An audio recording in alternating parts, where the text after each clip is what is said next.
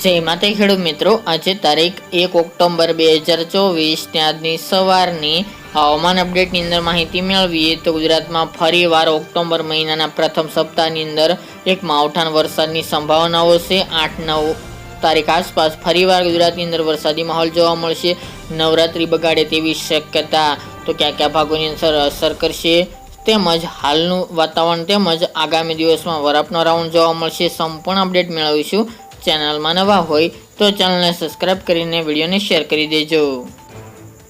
જે સિસ્ટમ આવી તે ગુજરાતમાંથી હવે પસાર થઈને આગળ જતી રહી છે, જેના કારણે ગઈકાલના રોજમાં વરસાદી રાઉન્ડ પૂર્ણ થયો છે। ગઈકાલે પણ ગુજરાતના અમુક ભાગોની અંદર વરસાદી માહોલ જોવા મળ્યો તો અમુક જગ્યાએ સારો એકાદ બે વિસ્તારમાં ભારે વરસાદ પણ નોંધાયો તો હવે ગુજરાતની અંદર મોટાભાગના તમામ ભાગોની અંદર વરસાદ નહીવત જોવા મળશે, પરંતુ સૌરાષ્ટ્રના દરિયાકાંઠાના વિસ્તાર અને હજુ દક્ષિણ ગુજરાતના દરિયાકાંઠાના વિસ્તારની અંદર એ ભાગોની અંદર વરસાદી ઝાપટાનું જોર હજુ 2 દિવસ સુધી જોવા મળે તેવી શક્યતા રહેલી છે।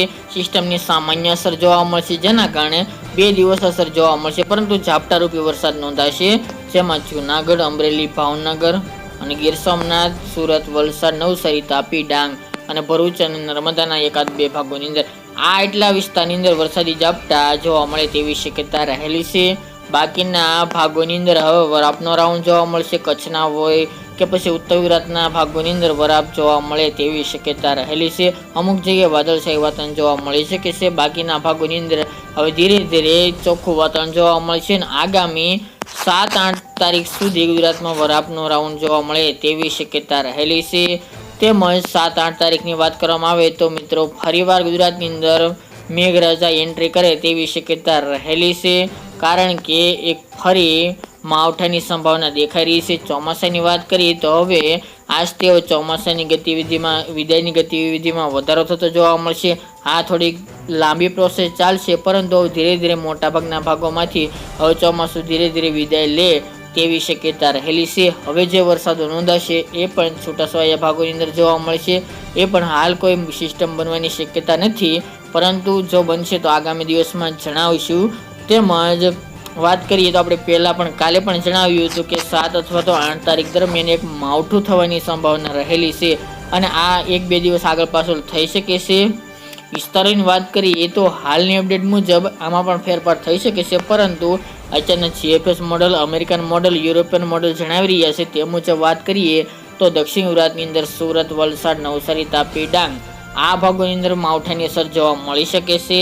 આ સિવાય સૌરાષ્ટ્રના વિસ્તારો જેમાં ભાવનગર હોય, અમરેલી, જૂનાગઢ, પોરબંદર છે, રાજકોટ છે, જામનગર, દ્વારકા આ ભાગોની અંદર માવઠાની શક્યતા રહેલી છે। આ સિવાય કચ્છના પણ અમુક ભાગોને આ માવઠું અસર કરે તેવી સંભાવના રહેલી છે। 7-8 તારીખથી વરસાદની એન્ટ્રી ફરીવાર જોવા મળે તેવી સંભાવના રહેલી છે।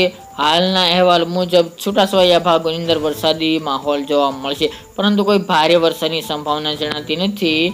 7 અથવા તો 8 તારીખ દરમિયાન પણ થઈ શકે છે, તેમજ 9 તારીખ દરમિયાન આસપાસ પણ વરસાદી માહોલ શરૂ થાય તેવું અનુમાન દેખાઈ રહ્યું છે। ખાસ તો આ વરસાદી માહોલ સૌરાષ્ટ્રના ભાગો અને દક્ષિણ ગુજરાતના ભાગોની અંદર જોવા મળશે। બાકી અમદાવાદ, આણંદ, ખેડા, ખંભાત જેવા ભાગોની અંદર પણ વરસાદી માહોલ આગામી દિવસમાં જોવા મળે તેવી શક્યતા રહેલી છે। બાકી વધારે અપડેટ આગામી દિવસમાં જણાવીશું। ખાસ તો મિત્રો તાપમાનમાં ધીરે ધીરે વધારો થશે, ગરમીનું જોર વધુ જોવા મળે આગામી દિવાળી સુધી તેવી શક્યતા રહેલી છે।